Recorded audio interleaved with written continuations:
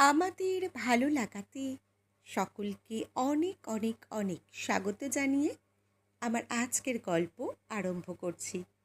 আজকের গল্প স্বপ্ন। গল্পটি তাহলে শুরু করি। সেই কখন থেকে বাজারে যাওয়ার জন্য তাড়া দিয়ে চলেছে জয়িতা। বোঝে না বাজারে দেরি করে গেলেই মঙ্গল। ঘরে ফেরার তাড়ায় পড়ে থাকা সবজিগুলো সস্তা দরে দিয়ে দেয় সবজিওয়ালারা। মাছও তাই। জয়িতা যেন বুঝেও বোঝে না। বেজার মুখে লুঙ্গি ছেড়ে পায়জামা পরে থলেটা নিয়ে হাওয়াই চটি ফটর ফটর করতে করতে বাজারে রওনা হয় সুবোধ। মাস শেষের কয়েকটা দিন যে কত ভয়ঙ্কর সে একমাত্র সুবোধের মতো মধ্যবিত্তরাই জানে। অনেক হিসেব করে চললেও এদিক আনতে ওদিকে টান পড়ে, আর টানাটানির মাঝে পড়ে নাভিশ্বাস ওঠে গোটা পরিবারের। মাস পয়লায় পাওয়া মাইনের টাকাগুলো সংসারের ব্ল্যাক হোলে পড়ে কোথায় যে তলিয়ে যায় আর হদিশ পাওয়া যায় না। এক ছেলে আর এক মেয়ের বাপ সে। দুজনের পড়াশোনার খরচ চালাতে গিয়ে হিমশিম খেতে হয়। চতুর্দিকে দেনা, কি করে শোধ করবে নিজেই জানে না। বাজার সেরে এসে রান্নাঘরে থলেটা নামিয়ে দিল সুবোধ। রোগা রোগা ঝিঙে, শুকনো বরবটি, বুড়ো ঢেঁড়স আর শিম উঁকি দেয় থলের ভেতর থেকে। মাছ আনতে পায়নি নিজের সুবিধে মতো। কী করে যে সংসার চালাতে হয় সে নিজেই জানে। তাও ভাগ্যিস বাড়িটা নিজের। ভাড়া বাড়িতে থাকতে হলে দম বেরিয়ে যেত। জয়িতা চা করে এনে দিয়ে বলল, পরের সপ্তাহে সুমির বিয়ে, নেমন্তন্ন করে গেছে।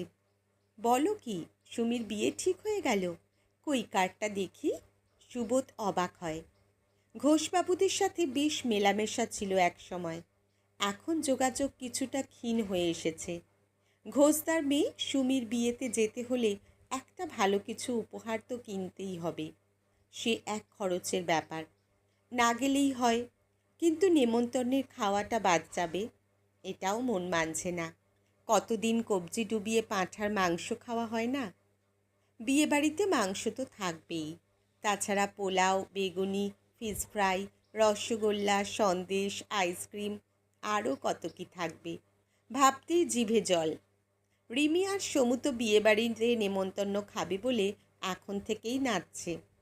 জয়িতা একটু কিন্তু কিন্তু করে বলে, বিয়েতে যে যাব সেরকম ভালো পোশাকও নেই কিন্তু আমাদের। তা কি করব, এখন জামা কাপড় কিনতে ছুটব? যা আছে তাই পরে চলো, নইলে বাদ দাও। খিঁচিয়ে উঠল সুবোধ।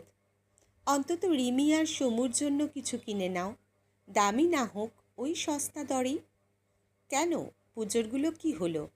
সে তো কতবার পরে ফেলেছে, আর বিয়ে বাড়িতে পরার মতো নয়। সুবোধ চুপ করে থাকে। মাসের শেষে নতুন জামা কাপড় কেনার কথা বলছে কি করে জয়িতা? বাচ্চাদের মুখের দিকে চেয়ে তার মন কিন্তু দুলে ওঠে। শেষ পর্যন্ত ফুটপাথের দোকান থেকে কিনে আনে জামা কাপড়। সস্তার ঝকমকে নতুন জামা কাপড় পরে রিমি আর সমু বিয়ে বাড়ি চলেছে। বহু ব্যবহারে জৌলু সারানো একখানা পিওর সিল্ক জয়িতার পরনে। সুবোধ পরেছে গতবারের কেনা একখানা পাঞ্জাবি। সমাজের মাঝখানে থাকা লোকেদের এই এক জ্বালা, বড়লোকি কেতার সামর্থ্য তাদের থাকে না, আবার গরিবদের মতো যেমন তেমন করে থাকতেও তাদের মানে লাগে। নিজের সংসারের হতশ্রী অবস্থা তারা প্রাণপণে ঢেকে রাখতে চায়। কিছুই না থাকুক, আত্মসম্মান বোধ তাদের 16 আনা। বিয়েবাড়িতে স্টার্টারে fish pakora, chicken pakora, veg pakora, সঙ্গে কফি। সুবোধ ফিসফিস করে ছেলে মেয়েকে বলল, এগুলো খেয়ে পেট ভরিয়ে ফেলো না, আরও অনেক কিছু আছে কিন্তু। বিয়েবাড়ি থেকে ফিরেই রিমি আর সমু ঘুমিয়ে পড়েছে। বহুদিন বাদে ভরপেট ভালো মন্দ খেয়ে ফুরফুরে মেজাজ সুবোধের। বাইরে বারান্দায় একখানা চেয়ার পেতে বসেছে সে। সুন্দর গোল একখানা চাঁদ উঠেছে। আজ কি পূর্ণিমা? ফুরফুরে বাতাস বইছে। ভারী মন ভালো হয়ে গেল সুবোধের। সে ভুলেই গেল আজ বিয়ে বাড়িতে যেতে গিয়ে কত ধার হয়ে গেছে। ভুলে গেল মাস শেষ হতে এখনও 5-6 দিন দেরি।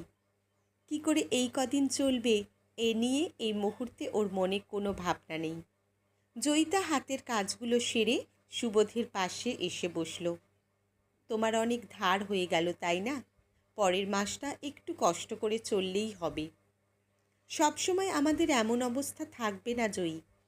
সুবোধ তাকিয়েছে স্ত্রীর দিকে। স্বামীর মুখে হঠাৎ এমন কথা শুনে চমকালো জয়িতা। আরও চমকালো এতদিন বাদে সুবোধ ওকে জয়ী নামে ডাকল বলে। অবাক হয়ে স্বামীর দিকে তাকালো সে। সবসময় আমাদের এত কষ্ট থাকবে না জয়ী।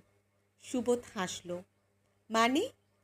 সমু আর রিমি বড় হচ্ছে, ভগবানের দয়ায় দুজনেই মেধাবী। সমু ইঞ্জিনিয়ার হবে আর রিমি ডাক্তার। আমাদের এই ছোট্ট বাড়িটা পাল্টে গিয়ে বিশাল এক বাড়ি হবে, গাড়ি হবে, অনেক কাজের লোক হবে। তোমাকে আর কষ্ট করতে হবে না। প্রতিদিন সন্ধেবেলায় বিশাল বাড়ির ব্যালকনিতে বসে আমরা চাঁদ দেখব আর গল্প করব। কি মজা হবে বলো তো? জয়িতা খিলখিল করে হেসে উঠল। হাসছ কেন? সুবোধ অবাক চোখে তাকিয়েছে। ছেঁড়া কাঁথায় শুয়ে লাখ টাকার স্বপ্ন দেখলে হাসি তো পাবেই। কি এমন অসম্ভব কথা বললাম? আর স্বপ্ন দেখা কি ভুল? এই স্বপ্নটুকু ছাড়া আমাদের আর কি আছে বলো তো? চুপ করে গেল জয়িতা। সুবোধও চুপ। খোলা জানালা দিয়ে চাঁদের আলো তাদের ঘুমন্ত সন্তানদের মুখের ওপর এসে পড়ে। যেন ওই গোল চাঁদ ফিসফিস করে বলতে চায়, হবে হবে, স্বপ্ন পূরণ হবে। সে স্বপ্ন পূরণ হোক কি না হোক, স্বপ্ন নিয়ে বেঁচে থাকাও কম সুখের নয়। জয়িতা এবং সুবোধের মতো আরও অনেকেই সেটা জানে। আজকের গল্প এখানেই সমাপ্ত। কলমে মাধবী ভট্টাচার্য, পাঠে জয়তী। ধন্যবাদ।